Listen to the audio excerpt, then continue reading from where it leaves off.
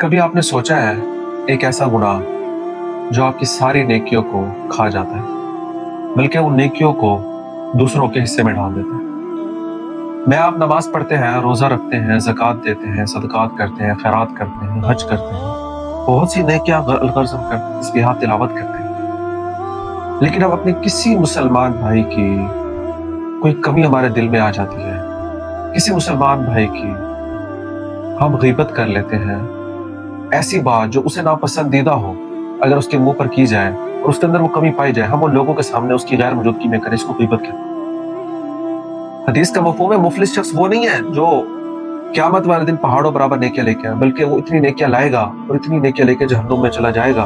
फरमाया इसने क़यामत दुनिया में रहते हुए लोगों को तकलीफ पहुंचाई होगी, किसी की गीबत, किसी की तोहमत, किसी की चुगली, किसी की टोह में लगा होगा।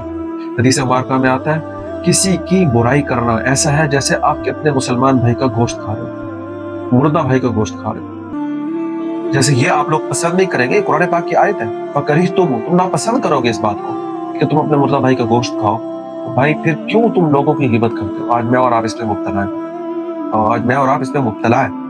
हमें चाहिए कि इस पे एहतियात बरतें, ना ऐसी महफिल में बैठे जहाँ किसी की बुराई हो रही हो, ना खुद किसी की बुराई करें। इसमें मैं भी बचने की कोशिश करूंगा, आप भी बचने की कोशिश करें।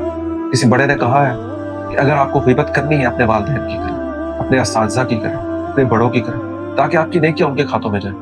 किसी ऐसे बंदे के खाते में ना जाए जिसे आप नापसंद करें। आप खामोश